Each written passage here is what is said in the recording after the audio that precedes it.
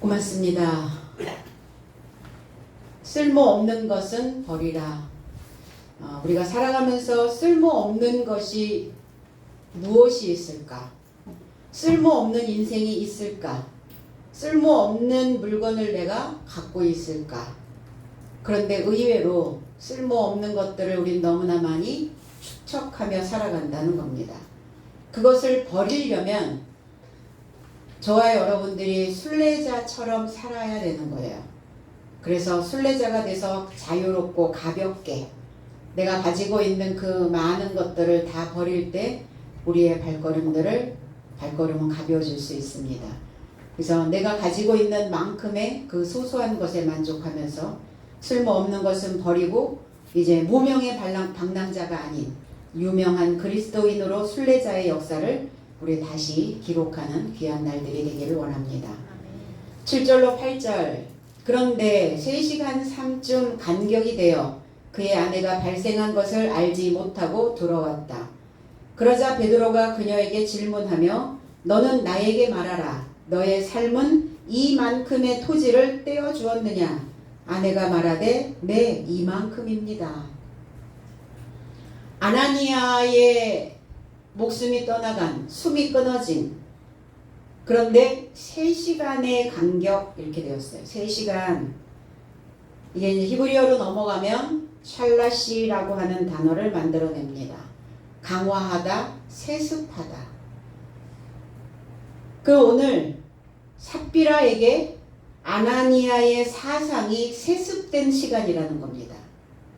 그러니까 아나니아의 사상, 아나니아의 종교관, 아나니아의 이것이 삽비라에게 세습되어졌으니까 얼마나 강해지겠어요. 아나니아가 가지고 있는 것 플러스 삽비라가 가지고 있는 것. 그러니까 삽비라 스스로도 가지고 있는 것이 있죠. 그러니까 그거 플러스 아나니아 것.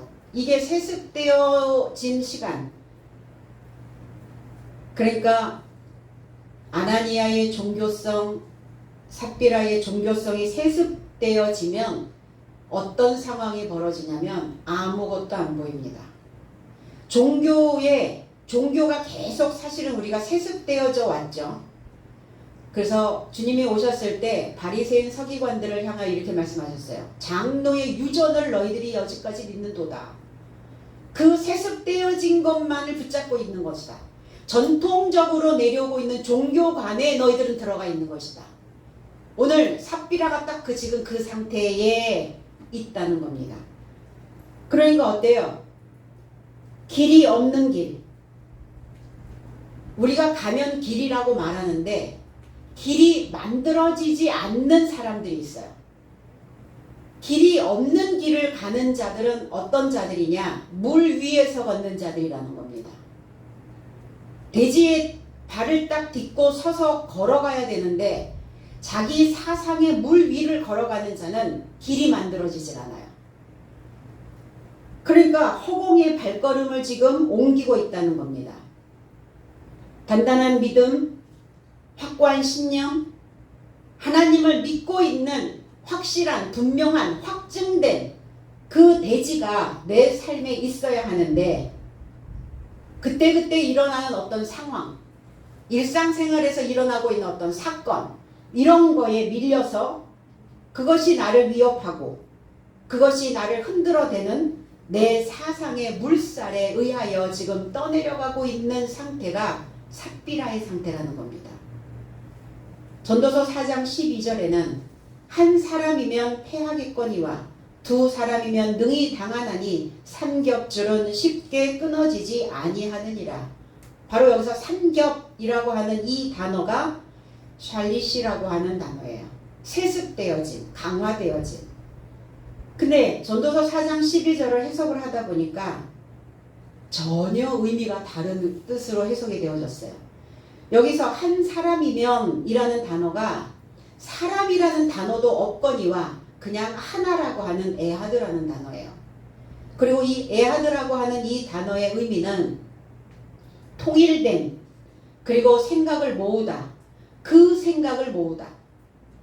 그러니까 그 생각을 모으면 그러면 그 생각을 모으면 패하겠습니까? 패하겠다라고 하는 이 단어는 타카프라고 하는 단어인데 이기다, 압도되다, 목적을 달성하다라는 의미예요. 그러니까 우리가 생각하는 의미와 우리가 지금 성경을 통해서 보는 이 해석과 원어적인 해석이 너무나 다른 거예요. 그러면 그 통일된 그 생각을 모으면 목적을 달성하겠거니와 이렇게 해석이 되어져야 된다는 거예요. 그리고 두 사람이면 둘이라고 하는 단어 시나임이라고 하는 단어죠. 두 번째 달라지다, 반복하다, 적다, 다시 하다. 그래서 통일된 그 생각을 모으면 목적을 달성하고 반복해진다면 너희가 달라진다면 능히 당하나니 너희가 달라지면 확실히 머무를 수 있다. 이 당하다, 능히 당하다라는 아마드라는 단어가 확고히 머무르다, 확실히 하다, 위에 놓다. 그러니까 너희가 달라지면 너의 삶이 위에 놓여진다는 거예요. 그전에는 바닥이었다는 거예요. 모두 안 오고 중간도 못하고 바닥. 에스겔 2장 1절에서는 그가 내게 이르시되 인자야 일어서라 내가 내게 말하리라. 여기서 일어서라 라고 하는 이 단어가 능히 당하나니 라는 아마드라는 단어예요. 그러니까 이게 일어서다라는 해석이 아니라 일어서다라는 단어는 쿰이라고 하는 달리다 쿰이라고 하는 단어가 따로 있어요. 그러니까 여기에서 일어서다라는 단어가 아니라 확고히 머무르라 이 단어예요. 그럼 에스겔 선지자에게 인자야 너는 확고히 머물러라. 확고히 머물러 있는 자여야만 여호와의 말씀을 받아들일 수가 있다는 겁니다. 그 사상이 흔들거리면 어때요? 내 생각이 너무 많아서 흔들거리면 말씀이 들어오든가요? 안 들어오죠? 그거와 같다는 거예요. 네가 확고히 머물러 있으면 그때 내가 말하리라. 그러니까 내 시야에서 나의 이 사고의 시야에서 하나님을 놓쳐버리면 안 된다는 겁니다. 하나님께 머물러야 한다는 거예요. 그래서 이 삼겹, 샬리시, 세습하다, 강화하다. 그러니까 세습되어진다는 것은 뭐냐면 가닥을 붙잡는 거예요. 가닥. 전통적으로 내려오고 있는 그 가닥을 붙잡는 것과 같다. 우리는 그 가닥을 붙잡는 것을 뭐라고 얘기해요? 실마리를 얻었다 이렇게 표현을 하잖아요. 이게 삶이라는 의미거든요. 이게 삶.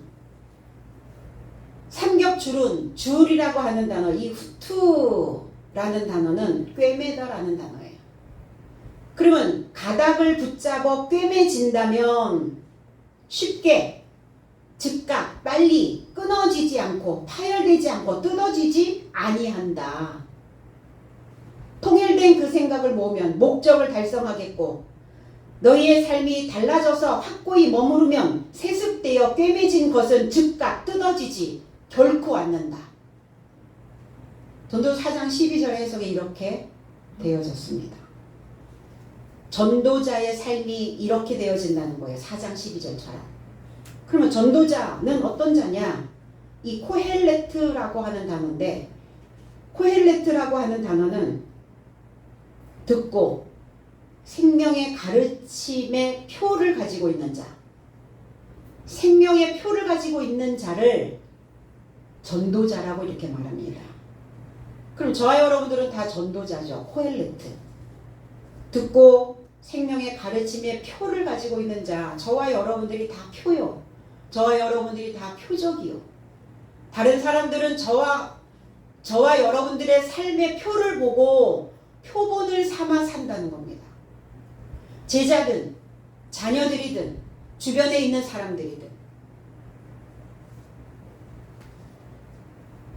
3시 간쯤 이렇게 돼요. 3시 간이라고 하는 디아스테마라고 하는 단어는 간격이라는 단어예요. 공간이라는 단어입니다.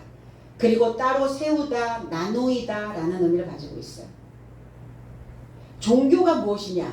종교가 나쁜 거냐? 종교는 큰 가르침이거든요. 종교라는 것은 새로운 지평을 열어주고 좀 더 넓은 공간으로 인도하는 것. 이것이 종교의 의미입니다. 그런데 지금 이 삽비라는 자신의 종교의 그 공간에, 그 간격에, 그 공간에 지금 갇혀있는 자의 모습이라는 겁니다. 흘러가는 큰 가르침의 이 종교를 가지고 새로운 지평을 열고 좀 더 큰 공간으로 내 삶을 이끌어낼 수 있는 이 종교성이어야 되는데, 그러니까 살아있는 종교성이 있고 죽어있는 종교성이 있다는 거예요. 멈추면 죽은 거죠.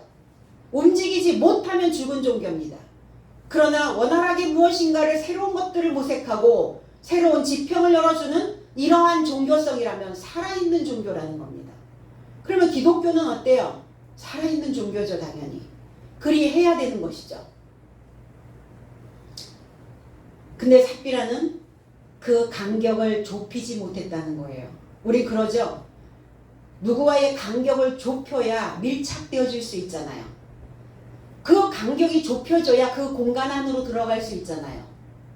그러니까 하나님과의 간격을 좁혀야 하나님 안에, 하나님이 내 안에 이렇게 되어지는데, 그 간격을 좁히지 못하고 세습된 종교에, 죽어있는 그 종교의 공간에 갇혀버린 겁니다. 그러니까 어때요? 하나님의 의도가 무엇인지 알지 못하고, 남편이 죽었는지, 그 일이 이루어져 있는지, 남편이 지금 장사되어진 그 상황을 알지 못하고 있더라.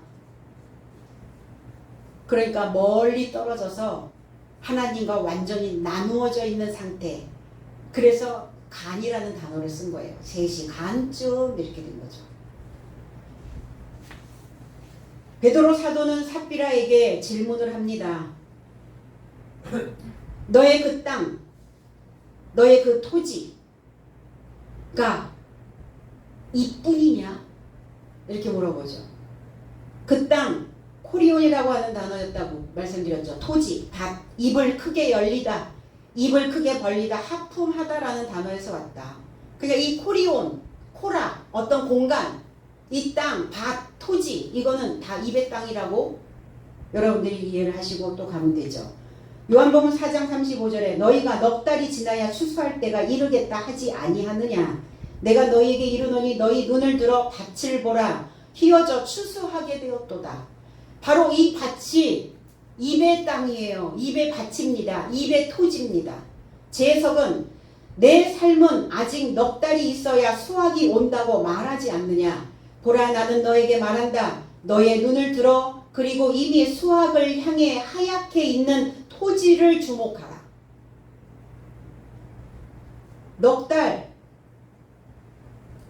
이 단어가 히브리어로 넘어가면 아르바라는 단어예요. 사지를 쭉 뻗다, 확고부동하다, 솔직하다.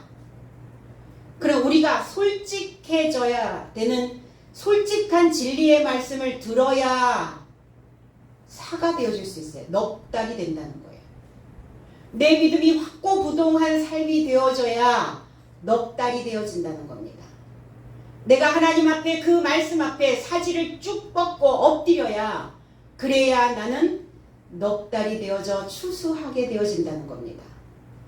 그리고 이 넉 달은 새로워지는 달입니다. 무엇인가 내 삶에 확고부동한 믿음을 붙잡는 달이라는 겁니다. 확고부동한 삶으로 새로워지면 나는 알곡으로 하나님의 창고에 수확이 되어질 수 있어요. 그럼 하나님의 창고가 어디일까? 하나님의 곳간은 어디에 있을까? 하나님의 곳간은 나의 심중에 있다는 겁니다. 나의 마음 깊은 곳에 하나님의 곳간이 있어요. 그러니까 내 마음의 깊은 곳이 하나님의 곳간으로, 하나님의 알곡으로 채워져야, 그래야 헛수고를 하지 않아요. 헛살게 되지 않습니다. 허하지 않아요. 허황된 꿈을 꾸지 않습니다. 현실을 직시하고 현실을 받아들이고, 이게 되어질 수 있거든요. 망상에 시달리지 않는다는 겁니다. 하나님을 믿으면서 얼마나 많은 망상적 사고를 하고 있어요. 내가 믿기만 하면, 내가 무엇인가 내 육신으로 내가 어떤 것이든 하기만 하면 하나님 다 나에게 아낌없이 주시는 분이라고 망상에 시달렸던 그 종교성을 가지고 있었던 때가 있었어요. 그때는 그럴 수 있었겠죠. 그때는 알지 못했으니까. 그때는 배우지 않았었으니까. 그런데 여전히 기독교의 종교가 그렇게 그 상황에 세습되어진 전통적인 종교성을 가지고 있다면 오늘 아나니아와 삽비라의 교훈을 통해서 우리는 다시 이 종교성이 살아있는 종교로 회복되어져야 될 줄로 믿습니다. 입을 열어 씨를 뿌린 만큼 우리는 수확할 수 있어요. 그래서 수확이 되기 위해 하얗게 빛나는 입의 땅들이 있다는 겁니다.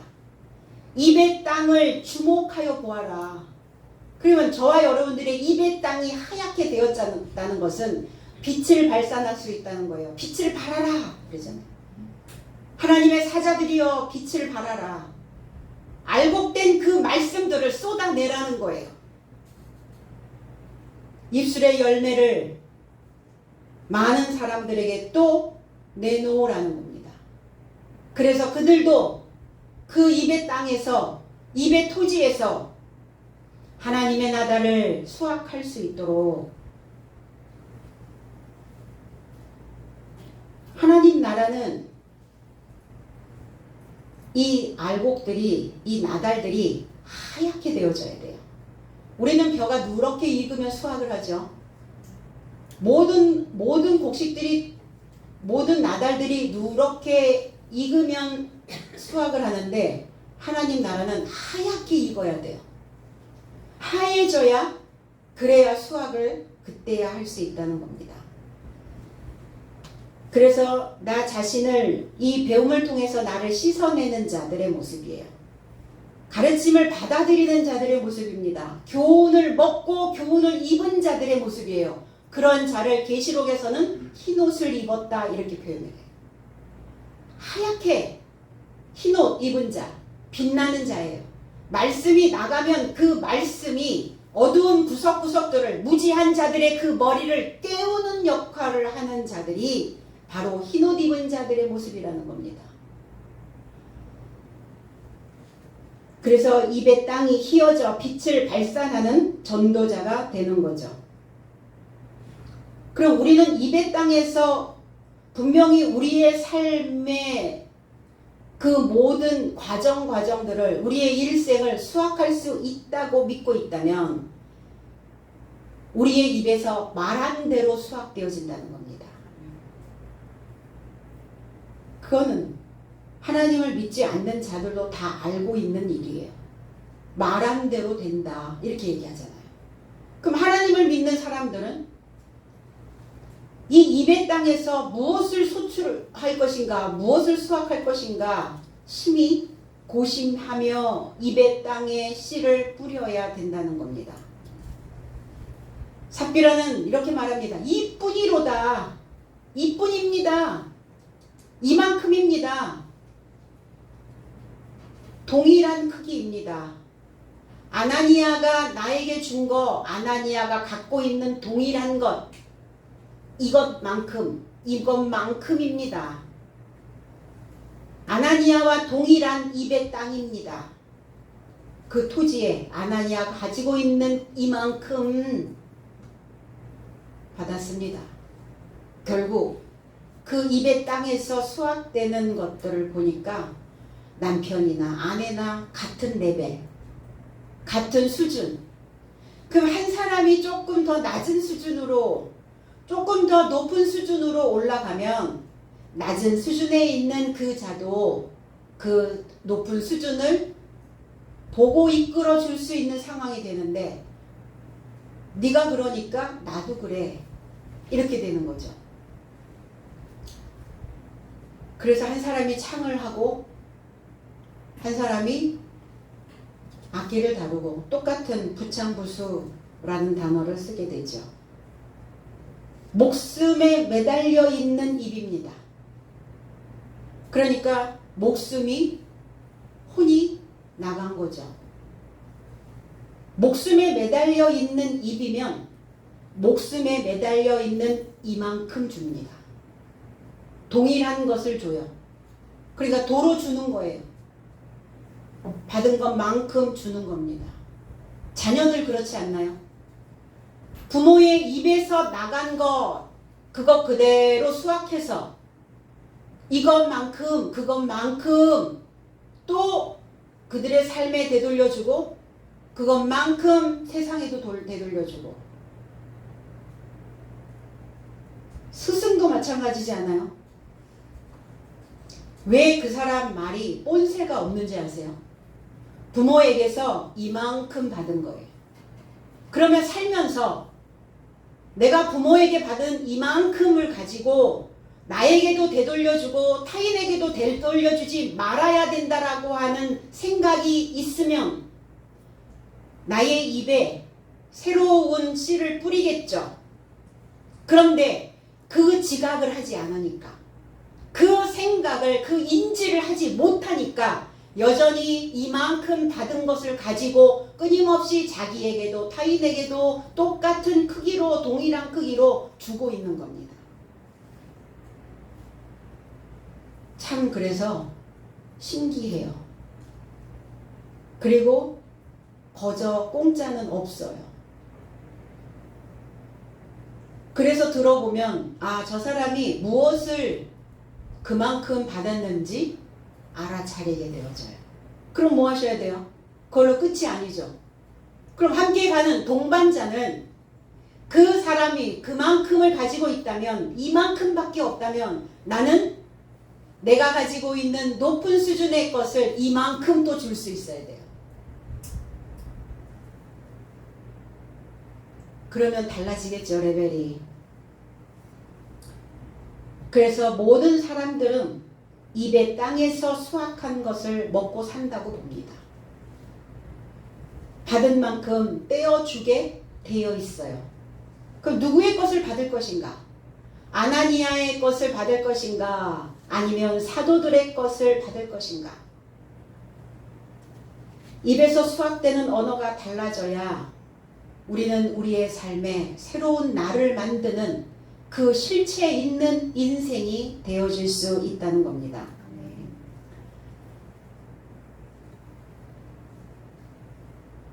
어떠한 삶을, 어떤 인생을 살아내느냐, 이것이 너무나 중요한 문제라는 겁니다. 그리스도와 고린도후서 6장 15절에 그리스도와 베리알이 어찌 조화되며 믿는 자와 믿지 않는 자가 어찌 상관하며 이렇게 되었어요. 제 해석은 그래서 어떻게 그리스도로 베리알을 향하여 화합하며 어떻게 믿는 자와 믿지 않는 자가 결합하며 분배하느냐. 베리알이라는 의미는 무가치하다. 이게 사탄의 닉네임이기도 합니다. 히브리어로 넘어가면 베리야알이란 단어예요. 쓸모없다, 보잘것없다, 가치가 없다, 실패했다 이런 의미를 가지고 있거든요. 그러면 그 신앙을 무용지물로 만들지 않으려면 우리는 이 신앙을 그리고 이 말씀을 우리는 충분히 여러분들의 삶에 내 바탕에 다 저장을 해 놓아야 된다는 겁니다. 9절로 11절 그러자 베드로가 그녀를 향하여 말하되 어찌하여 너의 삶으로 주의 영을 시험하려고 한 목소리를 내게 되었느냐. 보라 내 남편을 장례한 발이 문에 접하였으니 너 역시 메어낼 것이다. 그러자 그가 쓸모없이 그의 발 곁에 쓰러져 숨지자 젊은 삶이 들어와 죽은 그녀를 발견하고 매내어 그녀의 남편을 향하여 장례하였다. 그리고 교회 전체와 이 삶을 듣는 모든 삶에 접촉하여 큰 두려움이 발생하였다 그랬어요. 베드로가 책망하죠. 어찌하여 그녀를 향하여 책망을 합니다. 어찌하여 어떻게 하려고 그래 이렇게 표현하죠. 너 어쩌려고 그러는 거야. 네가 지금 너의 삶이 어떤 상황에 지금 있느냐? 주의 영을 시험하고 있다. 그런데 함께 꾀하여 이랬어요. 개역성경에는. 함께 꾀하여. 심푸후네오라는 단어예요. 함께 일치하여, 합심하여, 조화를 이루어 이런 표현을 하고 있거든요. 조화를 이루었다. 그러니까 네가 베리알과 주를 네 속에서 지금 조화가 화합이 회합이 합심이 되어져 있지 않느냐. 그래서 이 단어에서 심포니아, 심푸호니아, 우리는 심포니 부르죠. 심푸호니아라고 하는 이 헬라어 단어에서 이 소리의 조화라는 단어, 심포니라는 단어가 이 소리라는 단어거든요. 그러니까 심포니아, 교향곡, 심포니 오케스트라, 뭔가 조화로운 조화를 이루어 놓는 어떤 이런 상황, 이것을 이제 이야기하고 있는 거죠. 누구와 지금 화합하고 있느냐? 누구와 지금 합심하여 있느냐? 누구와 지금 회합하여 일치되어져 있느냐? 우리의 삶이 하나님과 일치되어지면 참 좋은데 넌 어찌하여 베리알과 일치되어져 있느냐? 어찌하여 아나니아의 생각과 너는 일치하고 있느냐? 이렇게 물어보고 있는 거죠. 우리가 어떤 조화를 이루고 우리가 합창을 하잖아요. 오늘 모퉁이돌 성가대 찬양대가 이렇게 찬양을 하는 것처럼 이렇게 소리를 합해야 찬양을 할 수 있는 거죠. 한 소리가 나오는 거죠. 그런데 그 소리의 조화를 이루려면 처음부터 맞춰보지 않은 상태에서 그 조화된 화합된 그 소리를 낼 수가 없죠. 누군가 한 사람의 리더가 먼저 소리를 내줘야 그래야 조화로운 소리를 만들어낼 수 있는 것처럼 신앙 안에서도 누군가 먼저 소리를 내줘야 그 소리가 조화롭게 아름다운 소리로 합창이 되어질 수 있다는 겁니다. 아무것도 없는 상태에서 그 소리를 만들어낼 수는 없죠. 한날 저녁에 잠이 안 와서 이리 뒤척 저리 뒤척 하다 보니까 어느새 이제 새벽녘이 된 거예요. 근데 뭔가 바깥에서 삑 이렇게 소리가 나더라고요. 내가 뭐 잘못 들었나? 뭐 환청이 들리나? 잠을 아무리 청하려고 해도 잠이 안 와서 그리고 또 누워있는데 삑삑 소리가 또 나는 거예요. 그러니까 어스름 이제 동력이 밝아오고 있더라고요. 그러니까 새 한 마리가 그 자기의 눈 속으로 여명이 밝아오고 있는 그 빛이 들어갔나 봐요. 그러니까 삑 이렇게 우니까 거기 주변에 있는 새들이 이제 새벽이 됐구나, 아침이 됐구나, 이제 짖어도 되겠구나 이러고 함께 삑삑 찍찍 짹짹 이러면서 같이 이게 조화를 맞춰서 울어대더라고요. 무엇인가 이렇게 한 사람이 앞서서 조화를 이루기 위해서는 우리도 하나님의 말씀을 일치시키기 위해서는 누군가 그 리더가 그 소리를 내줄 수 있는 자가 필요하겠구나. 새들이 날아가다가 때로는 방향을 바꿀 때도 있거든요. 그런데 그 무리들이 한꺼번에 방향을 바꾸는 게 아니에요. 앞서가는 그 리더의 새가 방향을 턴하면 그 따라오는 새들이 다 함께 그렇게 방향을 틀어서 가는 것을 볼 수 있어요. 우리가 삶을 살아가는 것도 마찬가지죠. 하나님과 우리가 조화를 이루기 위해서는 함께 소리를 내기 위해서는 누군가 앞에 선 자의 그 소리가 그 방향이 너무 중요하다는 겁니다.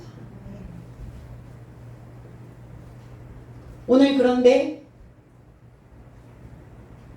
삽비라는 아나니아의 소리의 일치, 아나니아의 그 소리, 그리고 아나니아의 방향과 일치되어져 거기에 조화를 맞췄다는 겁니다. 그럼 어떻게 되겠어요? 잘못된 인생을 만나면 거꾸러지겠죠. 지금 그 상황이 벌어진 거예요. 신앙 안에서도 우리가 누구의 메시지를, 어떤 리더를 만나느냐에 따라서, 어떤 지도자를 만나느냐에 따라서 내가 하나님의 소리에 일치되어질 수도 있고, 하나님의 방향과 같은 방향이 될 수도 있고, 아니면 어그러진 그 신앙관을 가지고 알지 못하는 그 세계에서 여전히 그 무리를 걷는 자기 사상에서 길을 만들어내지 못하는 그러한 삶이 되어질 수도 있다는 겁니다. 사무엘상 2장 12절에 엘리의 아들들은 불량자라 여호와를 알지 아니하더라. 엘리라고 하는 단어는 높이 든 이런 뜻이에요. 그리고 절구, 그 공이 뭔가 이렇게 우리가 절구를 찌르려면 높이 들었다가 내려치고 높이 들었다가 내려치고 이러죠. 이게 엘리 제사장, 엘리 대제사장의 모습이에요. 엘리에겐 두 아들이 있었죠. 그런데 그 아들들이 불량자라고요. 여기서 이 불량자라고 하는 이 단어가 벨리알이라는 단어예요. 왜 불량하다고 그러는 거예요? 왜 불량자라? 여호와를 알지 아니하더라. 알지 않는다. 확인하지 않는다는 거예요. 여호와를. 여호와의 지식을 갖지 않는다는 거예요. 여호와를 탐지하지 않는다는 거예요. 불량자. 불량났어. 불량해. 그 사람 불량해. 그리고 신앙인이 불량해서 되겠습니까? 벨리알이 돼서는 안 되는 거죠. 쓸모없고 가치없는 실패된 보잘것없는 인생이 되어서는 안 된다는 겁니다. 왜 엘리의 아들들이 왜 불량자가 되었나? 여호와의 지식을 갖지 못했다. 그리고 여호와의 지식을 가지려면 어떻게 해야 되는가? 삶아야 되거든요. 그 소식을 삶아야 돼. 큰 가마솥에다가 제사를 지내려고 고기를 삶습니다. 그런데 그 아들의 사환이 와서 고기를 삶기 전에 그 고기를 날 것으로 달라 이렇게 얘기를 해요. 물에 빠진 고기는 싫었나 봐요. 삶아진 고기는 싫다고 사람들이 가끔 그러긴 하더라고요. 그래서 나는 날 것으로 먹겠다. 날 것으로 달라. 그러니까 안 된다. 이거는 하나님과의 약속이다. 다 삶아서 하나님께 제사를 드려야 된다. 결국은 그 갈고리로 삶아지기 전에 그 고기를 꺼내서 가지고 갑니다. 불량자. 근데 삶는 것과 날 것의 의미가 뭘까? 그럼 우리는 고기 그러니까 뭐 돼지고기든 소고기든 뭐 양고기든 뭐 그 고기라고 살덩이라고 생각하는데 이 고기라고 하는 단어가 빠사르. 살이라는 단어이기도 해요. 신선하다라는 의미를 가지고 있기도 합니다. 그런데 이 단어에서 동사는 좋은 소식을 전하다라는 의미예요. 그럼 결국은 이 고기는 지금 뭐라는 얘기예요? 소식이라는 거예요. 소식. 그런데 소식은 어떻게 해야 되느냐? 삶아야 된다고요. 끓여야 된다고요. 이 빠샬이라고 하는 삶다라고 하는 이 의미는 규정된 가르침이라는 뜻이에요. 그럼 이 소식은 규정된 가르침 안에 있어야죠. 하나님의 소식을 가지고 그 규정된 가르침 안에 있어야 되는 삶인 거죠. 규정된 삶으로 하나님께 나를 제사화로 드려야 되는 거죠. 그런데 싫다는 거예요. 날 것이라고 하는 이 하야라는 단어는 살다라는 단어예요. 살다. 아니 그러면 살아있는 게 더 좋지 않습니까? 근데 이 살다라고 하는 단어가 산채로 살던 대로 살기를 소망하는 거예요. 내가 지금까지 살던 대로 내가 그 규정된 가르침 안에 들어가는 거 싫습니다. 내가 지금까지 살던 대로 나는 살기를 소망한다. 이 뜻이에요. 이 하야가. 이게 날 것이라고 이렇게 해석을 했어요. 성경은.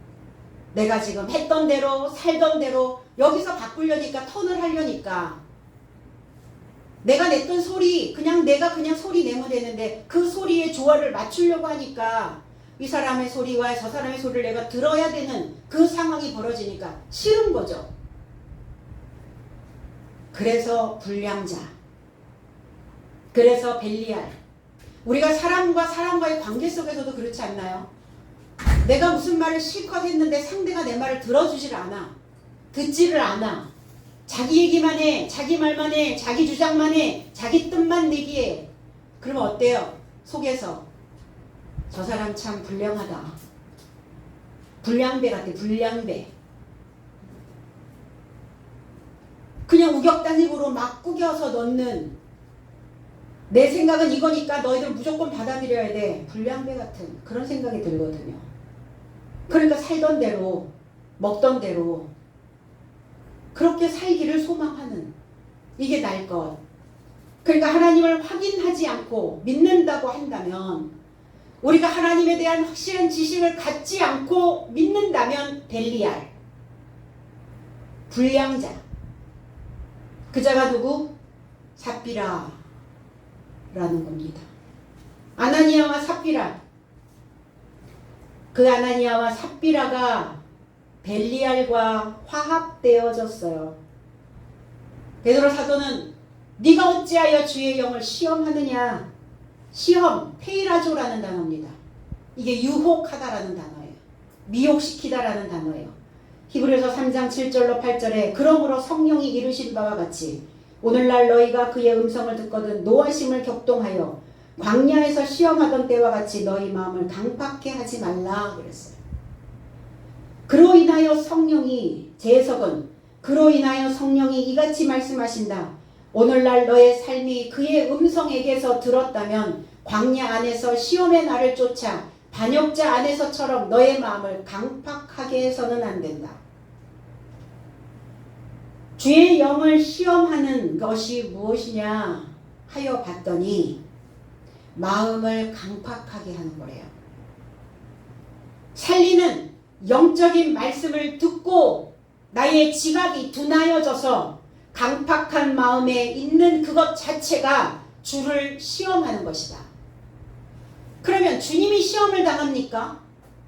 주님이 광야에서 마귀에게 시험 받으셨는데 그러면 주님이 시험을 받으시겠습니까? 주님이 내 안에 계시니까 내가 시험을 받고 있는 상황인 거죠. 그런데 마귀에게 시험을 받을 때 하나님의 영과 내가 일치되어져 있지 않으면 유혹에 당해버린다는 거예요. 미혹돼 버린다는 거예요. 그러니까 주님이 나와 하나 되어져서 시험을 받고 있는 그 광야가 어딥니까? 저와 여러분들의 상태거든요. 한적한, 메말라 있는, 황폐되어진, 그러나 정돈되어져야 되는 인생.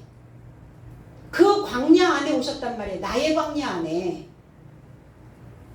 그래서 마귀에게 시험을 받으시고 이제 공생애를 시작하는 단계거든요.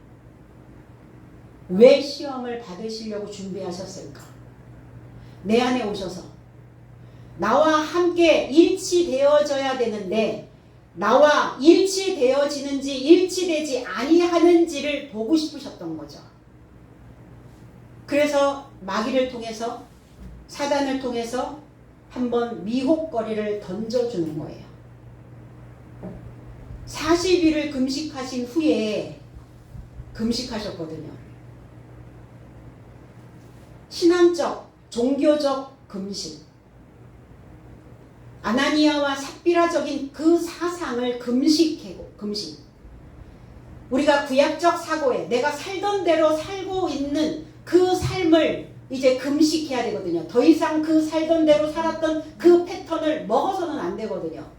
그런데 과연 그 유혹이 왔을 때 그것을 견딜 수 있는 자인지 없는 자인지를 테스트하신 거예요.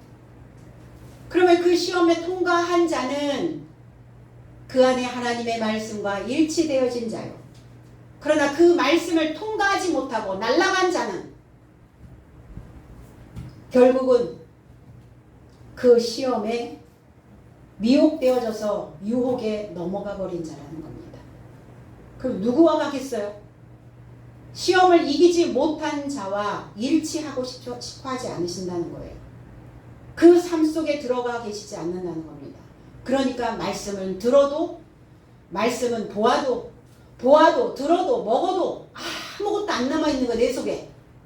먹기는 먹는데 맨날 허기지고, 마시기는 마시는데 맨날 해갈이 안 되고, 배우기는 배우는데 남아있는 게 아무것도 없고, 배워서 내 입안의 땅에 수확되어져야 되는 시기가 넉 달이 훨씬 지났음에도 불구하고 휘어져 있지 아니하고, 이게 시험받은 자, 미혹된 자, 주의 영을 시험한 자의 모습이라는 겁니다.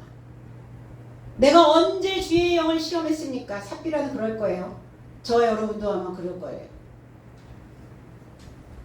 그러나 강팍한 마음에 있다면, 그 지각이 둔하여져 있다면 주의 영을 시험하고 있는 것이다. 신명기 11장 28절에 너희가 만일 내가 오늘날 너희에게 명하는 도에서 돌이켜 떠나 너희 하나님 여호와의 명령을 듣지 아니하고 본래 알지 못하던 다른 신들을 좇으면 저주를 받으리라 그랬어. 성경에 다른 신이 왜 나오겠어요? 성경은 그야말로 창세기서부터 계시록까지 다 하나님 신에 대한, 그리스도에 대한, 그 신에 대한 메시지인데 여기에 다른 신이 왜 나와요? 너희가 여호와를 알지 못하고 지금 신앙생활을 하고 있다면 다른 신이다. 그럼 하나님을 알지 못하고 믿고 있는데 하나님일 수가 없잖아요. 하나님의 지식이 없는데 하나님의 영과 일치되어지지 않고 있는데 그 진리와 조화를 이루어내지 못하고 있는데 내가 하나님을 믿고 있다라고 말할 수 없잖아요. 알지 못하고 믿고 있는 것은 다른 신을 섬기는 것과 같다. 그 삶은 저주가 있으리라. 그래서 저주를 받고 정신을 차리면 괜찮아, 그죠? 이렇게 아나니와 삽비라의 사고가 우리 속에 있어서 그 목숨적인 것들이 목숨을 걷어가시고 이제 그 목숨이 주님의 목숨으로 다시 주머니가 만들어져서 하나님의 영을 담을 수 있는 목숨이면 참 좋은데 목숨이 나간 상태로 다시 돌아오지 않으면 이 문제가 생긴단 말이에요. 혼이 떠났으면 주님의 혼을 받아들여야 되는데 주님의 목숨이, 그래서 그 목숨을 잃지 아니하고 아나니아와 삽비라의 목숨은 잃어야 되고 그리스도 예수의 목숨은 얻어야 하고, 그래서 너희가 그 목숨을 잃으면 얻을 것이요 이렇게 말씀하신 거예요.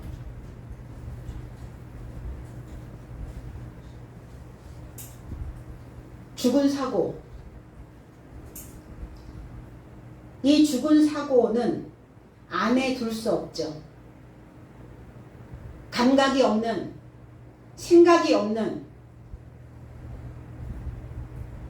아무것도 내 삶에서 내가 지금까지 살아왔던 그 삶을 살던 대로 또 살아야 되겠다가 아니라 이제 살아왔던 그 삶, 내가 지금까지 써왔던 나의 역사, 나에 대한 기록, 그것을 이제는 완전히 좀 바꿔봐야 되겠다.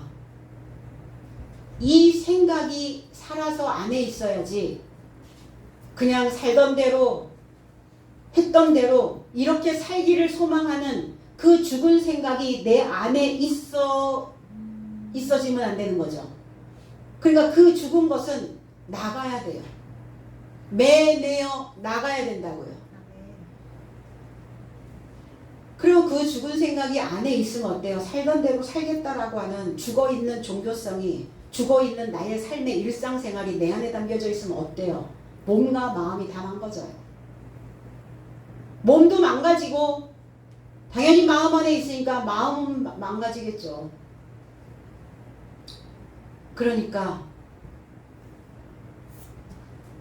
이 정신력에 하나님의 영이 부어지지 않으면, 주의 영이 내 삶 속에서 나를 자극해내지 않으면, 그러면 주의 영이 어떻게 들어갑니까?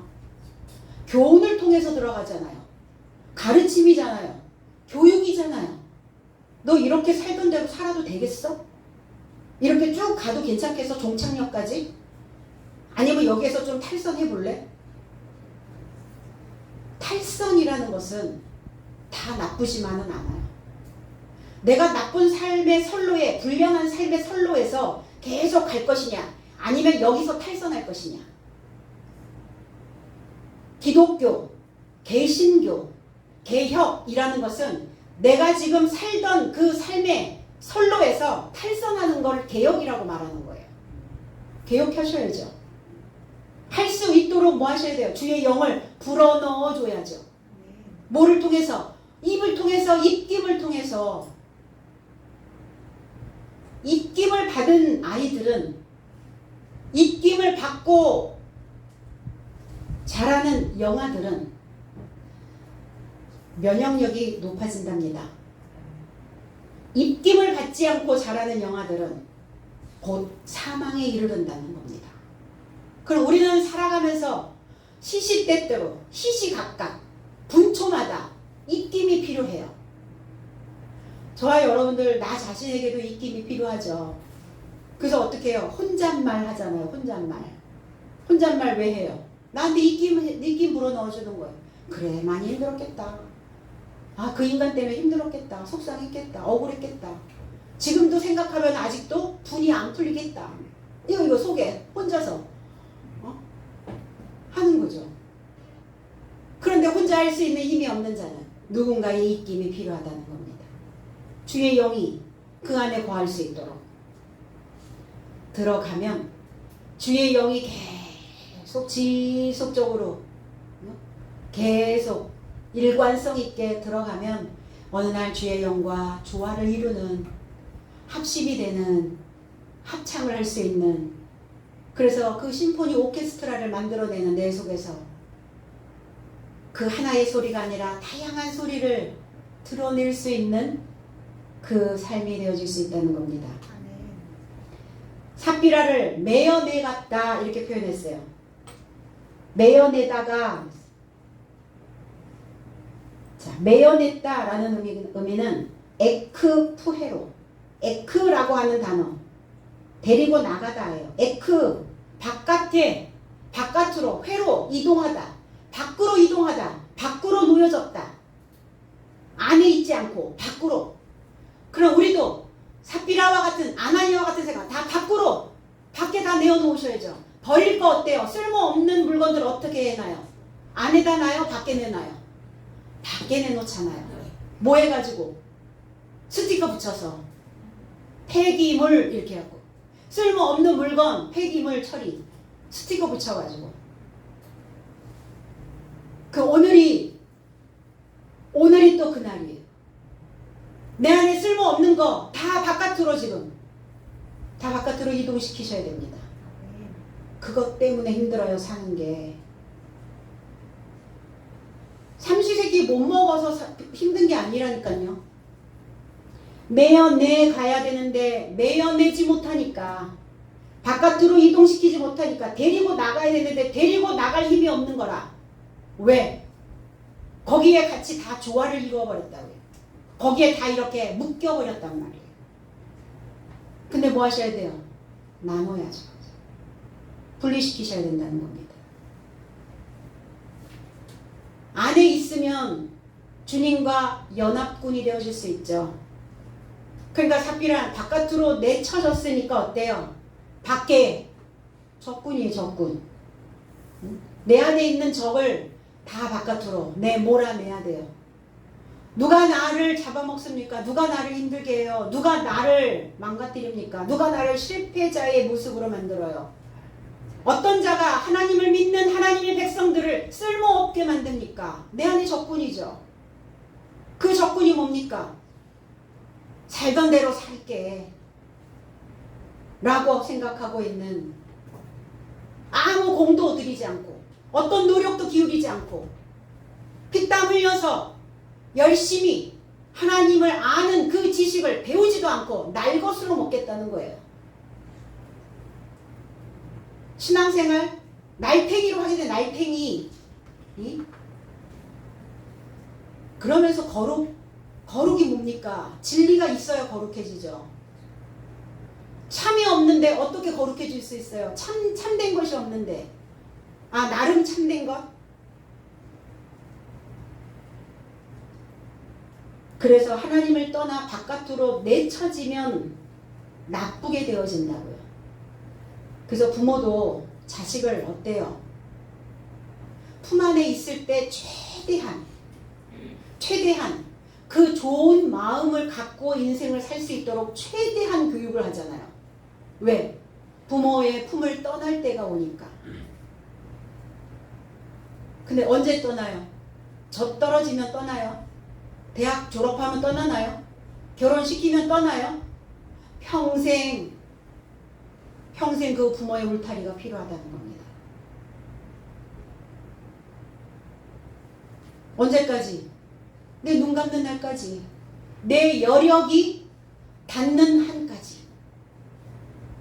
그래서 부모는 주저앉을 수도 없고 포기할 수도 없고 낭망할 수도 없고 낭망했다가도 일어나야 되고 포기했다가도 다시 주섬주섬 붙잡아야 되고 이 상황을 계속 내 삶 안에서 내 속에서 이걸 계속 만들어내야 된다는 겁니다. 그러니까 내가 사단 안에 있지 아니한가 나를 항상 살펴야 되는 것이죠. 베드로의 발 앞에 곧 베드로의 발 앞에 이 곧이라고 하는 파라크레마라고 하는 단어가 유익한 이익이 있다 유용한 이런 단어인데 자 베드로 발 앞에 곧 근데 삽비라의 삶이 유익이 있고 유용하고 쓸모가 있지는 않잖아요. 그러니까 이 곧이라고 하는 이 단어의 그 의미를 쓸모없는 이라고 풀어야 돼요. 곧이 아니라 금방 즉시 이런 단어이기도 한데 그 단어의 어근에 이런 그 쓸데없는 쓸모없는 필요없는 유용하지 않는 이익이 되지 않는 결핍되어 있는 이런 의미가 여기에 담겨져 있어요. 쓸모없는 인생이 있을까요? 전 없다고 봅니다. 쓸모없는 인생으로 태어나진 않았을 거예요. 그런데 다만 고생대의 뇌만 있을 뿐이에요. 쓸모없는 건 고생대의 뇌. 이 뇌는 고생대의 뇌와 신생대의 뇌가 있어요. 고생대의 뇌를 가지고 있는 자는 변화를 싫어해요. 그래서 살던 대로, 하던 대로, 입던 대로, 그 자리 그대로. 바깥으로 버릴 거 버리지 않고 있는 거 그대로 다 거기 안에 축적해놓고 이게 고생대의 뇌예요. 신생대의 뇌는 새로운 것을 받아들이고 새로운 것을 탐험하고 탐색하고 새로운 것을 좋아하고 이게 신생대의 뇌예요. 쓸모없는 인간이 아니라 쓸모없는 고생대의 뇌만 있을 뿐이다. 그리고 뇌는 교체할 수 있어요. 뭐만 하면 생각만 바꾸면. 근데 생각을 어떻게 바꿔요? 주의 영이, 주의 교훈이, 주의 지식이, 주의 입김이, 살아있는 영이 들어가 줘야죠. 그러면 신생대의 내가 신피질 바뀔 수 있어요. 뇌는 소아마비에 걸리면 다리가 더 이상 자라지 않습니다. 소아마비에 걸린 그 종교성은 더 이상 인생을 자라나게 하지 않습니다. 소아마비에 걸린 마음이 멈춰버리면 쓸모없는 후회의 감정만 남아요. 그때 그럴걸 저럴걸 후회만 남아요. 그런 감정만 쌓여요. 축적이 돼요. 그래서 혼이 떠나야 됩니다. 사도들의 사역도 살리는 사역이에요. 아나니아와 삽비라를 혼이 떠나게 했다 하여 그들의 인생 전부를 송두리째 그냥 다 죽음으로 몰고 갔다라고 생각하시면 안 돼요. 그 안에 더럽혀져 있는 불량한, 잠자고 있는, 죽어 있는, 멈춰 있는, 살던 대로 살고 있는, 고생대의 내에 멈춰 있는 그 죽은 목숨은 나가야죠, 당연히. 그리고 아나니아와 삽비라가 사도들의 말에 귀를 기울인다면, 그 교훈을 받아들이기 시작한다면 주의 영으로 그는 다시 살아날 수 있을 겁니다. 저와 여러분들이 그동안 아나니아적, 삽비라적 그 사고 속에 있었다면 이제 그 목숨은 나가야 돼요. 숨이 끊어져야 됩니다. 호흡이 나가야 돼요. 이 에크푸시코란 단어거든요. 혼이 떠나는지라.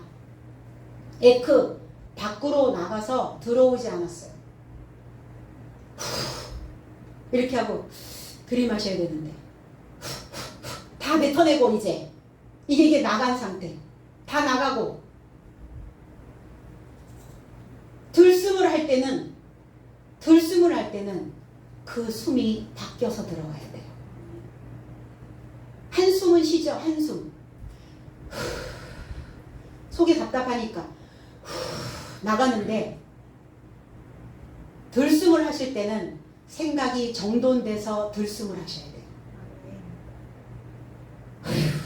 내가 왜 이렇게 사나? 어쩔 수 없지 뭐 이렇게 살다 죽어야지. 이렇게 들숨하시면 안 된다고요. 응? 그러면 그 삶이 늘 내 스스로를 쓸모없는 인생으로 만들어버려요. 베리알이 되게 만든다는 겁니다. 저와 여러분들은 함께 주의 길을 가고 주의 사역을 하는 자들입니다. 저희 교회는 전 성도의 제사장화를 실행하고 하나님이 우리에게 주신 그 언약을 지키며 가고 있는 교회라고 자부합니다. 왜? 여러분들이 하나님의 말씀을 다 또 배우고 본받고 가르침을 받아들이면 여러분들은 왕다운 제사장이 될 거니까요. 모든 교회의 성도들이 다 제사장화 되어져야 된다는 겁니다. 멜기세덱의 차례를 쫓은, 멜기세덱의 가닥을 붙잡은, 멜기세덱의 삶을 세습받는 그 제사장이어야 된다는 거예요. 그러면 저와 여러분들이 이 신앙생활을 하면서 꼭 해놓아야 하는 일이 있어요. 나는 죽어도 나는 절대로 안 죽어야 돼요. 그게 도대체 무슨 말이에요? 나는 죽어도 나는 절대로 안 죽어야 돼. 어렸을 때 엄마가 조금 아프면 불안해요. 엄마 죽지 마. 이랬더니 엄마가 이렇게 얘기했어요. 엄마는 절대로 안 죽어. 널 놔두고 엄마는 절대로 안 죽는다. 그 마음이 왜 그렇게 마음이 편안하고 마음이 놓이던지. 그러면 쓸모없는 나는 죽고 다시 태어난 나는 절대로 이 목숨에 얽매인 이 죽은 삶이 되지 않도록 나는 절대로 안 죽어야 돼요. 쓸모없는 것은 죽고 쓸모 있는 것은 새롭게 되어진 나는 절대로 안 죽어야 해요. 남편을 향하여, 남편 곁에가 아니에요. 프로스가 아닙니다. 남편을 향하여 무엇인가를 향하여 갑니다. 우리는 어떤 것을 추구하며 가요. 우리는 과연 무엇을 향하여 갈 것인가? 아나니아를 향하여. 그가 매장되어졌습니다. 그것을 보고 교회의 모든 사람들이, 듣는 사람들과 보는 사람들이 다 크게 두려워하니라.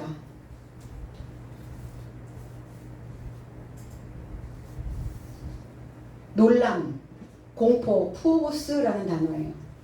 베드로전서 1장 17절에 외모로 보시지 않고 각 사람의 행위대로 판단하시는 자를 너희가 아버지라 부른즉 너희의 나그네로 있을 때를 두려움으로 지내라.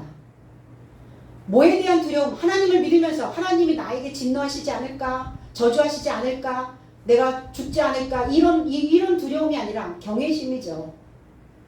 우리 인생은 나그네래요. 이 땅을 살아가는 모든 사람들이 다 나그네입니다. 그러면 그 나그네의 삶을, 나그네의 기한을 두려움 안에서 돌아보라고요. 제 해석은 그리고 각자의 행위를 따라 외모를 취하지 않고 판결하시는 아버지를 너의 삶이 초청하고 있다면 너의 삶은 나그네의 기한을 두려움 안에서 돌아보아라. 나그네는 어때요? 뭘 많이 짊어지지 않습니다. 뭘 많이 싸질머지고 가지 않아요. 가뿐하게 갑니다. 그게 나그네예요. 어차피 이 땅은 나그네입니다. 한번 왔다가 가면 끝인 인생이에요. 뭘 더 가지려고, 뭘 더 많이 축적하려고. 우리는 안간힘을 다하며 거기에 모든 에너지를 내 일생을 다 바치고 살아가고 있는가? 우리는 하나님을 믿으면서 무엇을 해야 되는가? 내 안에 쓸모없는 것들을 하나씩 버려두고 그리고 나그네의 인생을 살 때 우리의 발걸음은 훨씬 더 가뿐해질 줄로 믿습니다. 아나니아와 삽비라의 교훈이 무엇일까요? 이 아나니아와 삽비라 역사적 인물이 아니라 이 역사적에서 살아있는 이 인문학을 보면서 이들의 삶을 보면서 이 실체를 보면서 나의 사고 속에 내 생활 방식 속에 내가 여전히 아직도 다 팔아버리지 못하고 있는 것들이 있다면 아직도 내가 살던 대로 살고자 하는 그 습관적인 것들 그것을 오늘 다 처분하지 못하고 있다면 오늘 마지막 고별전 오늘 고별전 하시기 바랍니다. 이제 다 넘기시고 이제 가뿐한 마음으로 하나님의 등에 업혀 살아있는 그 생명의 강을 건너시길 바랍니다. 하나님이 나를 업어주신다는 건 뭐예요? 나의 인생의 무게를 다 받아주신다는 겁니다. 누가 내 인생의 무게를 다 받아주시겠어요? 하나님. 어디에 나를 싣고 하나님의 참된 그 말씀에 업혀서 우리의 인생에 굽이굽이 몰아치는 그 강을 건널 때 우리는 그 강을 수월하게 건너가게 될 줄로 믿습니다. 우리 모두가 다 강건한 삶으로 하나님의 영을 전하시는 전도자로서의 삶을 살아낼 수 있는 그러한 인생이 되어지기를 나사렛 예수 그리스도의 이름 안에서 축복드립니다. 기도하겠습니다. 아버지 고맙습니다. 오늘 아나니아와 삽비라의 삶을 통해서 우리가 어떤 교훈을 얻었는지 이 교훈을 통해서 과연 나의 속에 아직도 다 팔아버리지 못하고 다 넘기지 못하고 있는 것들이 있다면 나의 입 안에 땅 안에 있는 것들을 이제 하나님께 다 내놓을 수 있는 우리 모두가 되길 원합니다. 끊임없이 내 입 안에서 나오는 그것으로 인하여 우리는 먹고 살았고 나도 여지까지 살아왔습니다. 하나님 이제 내 입 안에 있는 그 소출들이 하나님의 알곡이 되어져서 수확되어지기를 원합니다. 그 수확된 것이 나의 심중 깊은 곳까지 그 곳간에 저장되어져서 이제 생각이 내 상황 속에서 문제 속에서 휘달릴 때마다 내 그 곳간에서 하나님의 말씀들이 올라와서 내 삶을 이끌어갈 수 있도록 방향을 만들어낼 수 있도록 하나님과 조화를 만들어낼 수 있도록 하나님께서 붙들어 주시옵소서. 오직 하나님을 믿는 우리 모두에게 전도자의 길을 가고자 소망하는 갈망하는 하나님의 귀한 존귀한 백성들에게 하나님의 은총이 끊임없이 그리고 하나님의 보석과 같은 그 인생들이 늘 펼쳐질 수 있도록 하나님께서 인도하여 주시옵소서. 감사드리며 예수 그리스도의 이름으로 기도하옵나이다. 아멘.